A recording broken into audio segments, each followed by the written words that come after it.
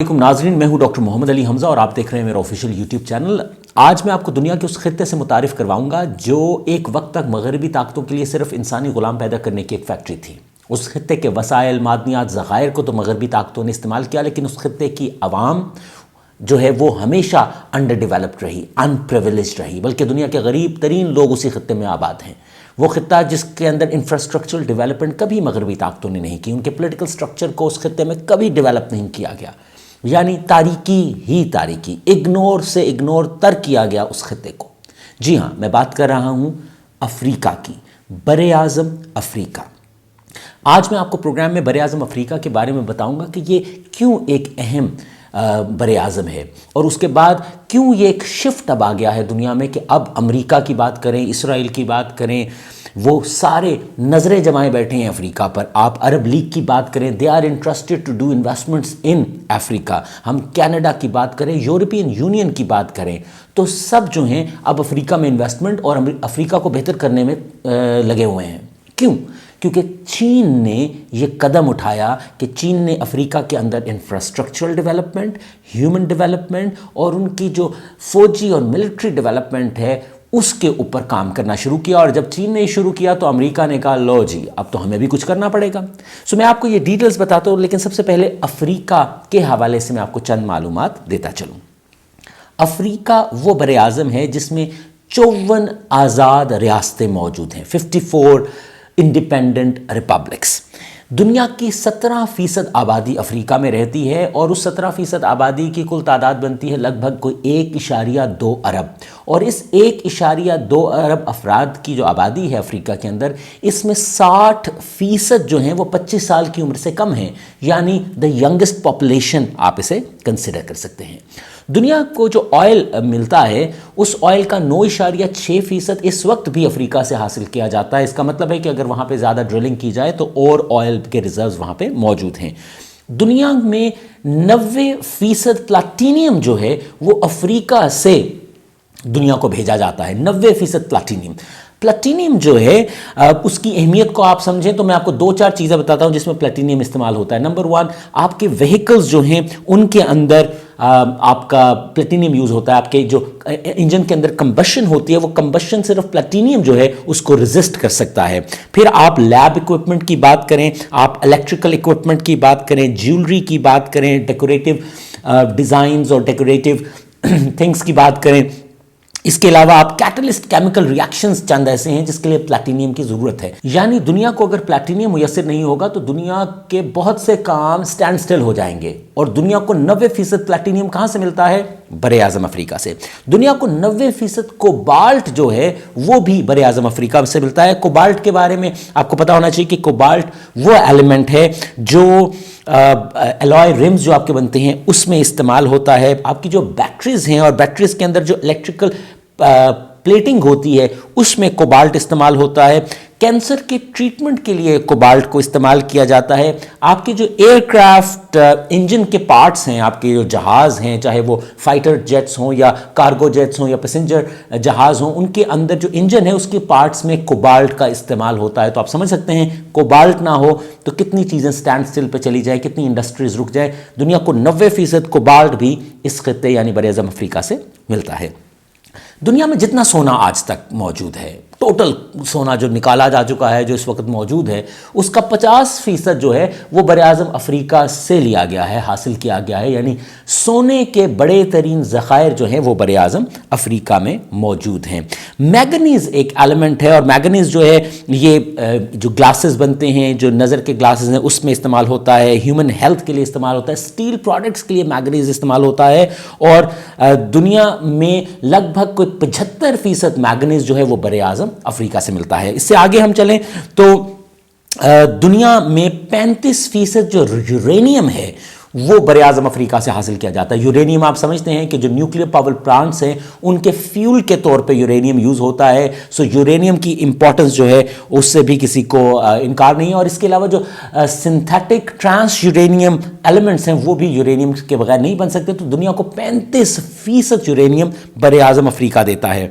اس کے علاوہ United Nation General assembly میں افریقہ، بر اعظم افریقہ کے 54 ووٹ ہیں، 54 ووٹس. تو آپ سمجھ سکتے ہیں کہ افریقن ریاستیں، ان کے ووٹس جو ہیں وہ یونائٹڈ نیشن جنرل اسمبلی میں کسی بھی پالیسی کو کس طرح شفٹ کر سکتی ہیں اپنے ووٹ کے ذریعے. So they have 54 votes in the United Nation General Assembly. یہ جو میں نے آپ کو چند چیزیں بتائیں، اس سے ظاہر ہوتا ہے کہ جو انویسٹمنٹ اپرچونٹیز ہیں وہ افریقہ میں بہت زیادہ ہیں. اچھا، اتنے وسائل ہونے کے باوجود جسے مغربی طاقتیں استعمال کرتی رہیں، دنیا استعمال کرتی رہی اور کر رہی ہے، وہاں پہ انفراسٹرکچرل ڈیولپمنٹ، ہیومن ڈیولپمنٹ کی اگر بات کریں تو وہ نہ ہونے کے برابر ہے. یعنی ایک اگنور کیا گیا علاقہ، جس طرح اچھوت سمجھا گیا. اور جتنے یہ وائٹ سپریمسٹ ہیں وہ تو ویسے ہی اچھوت سمجھتے ہیں افریقہ کو، لیکن مغربی طاقتوں نے کبھی بھی افریقہ کو ڈیولپ نہیں کیا. لیکن یہ کہانی بدلی جب چین کھیل کے اندر آیا اور چین نے اپنے پروجیکٹس شروع کیے. اب میں آپ کو چین کے کچھ پروجیکٹس بتاتا ہوں اور اس کے بعد آئی ٹاک اباؤٹ کہ امریکہ بھی کتنی انویسٹمنٹ کر رہا ہے اور اسرائیل اور عرب لیگ اور یورپین یونین جو ہے وہ کتنے انگیجڈ ہیں افریقہ میں. سو اگر میں چین کی بات کروں تو افریقہ میں ہر تیسری جو عمارت اب بن رہی ہے، پلازا بن رہا ہے، شاپنگ مالز بن رہے ہیں، یا کوئی بھی ہر تیسری عمارت جو افریقہ میں بن رہی ہے وہ چین بنانے والا ہے.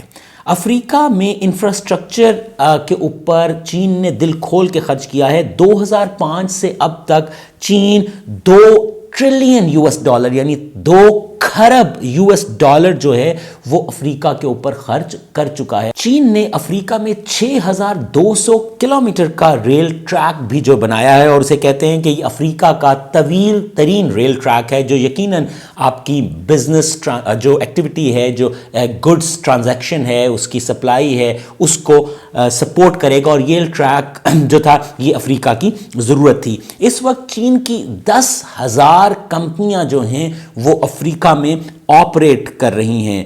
افریقن یونین جو ہے اس کا ہیڈ کوارٹر بھی چین نے تعمیر کر کے دیا ہے، جو کہ ایڈس ابابا علاقے میں موجود ہے. سو افریقن یونین جو ہے اس کو آپ سمجھ سکتے ہیں کہ اگر ان کا انفراسٹرکچر، اس بلڈنگ کو بھی چین نے تعمیر کر کے دیا ہے تو چین کا انفلوئنس جو ہے وہ کتنا ہوگا.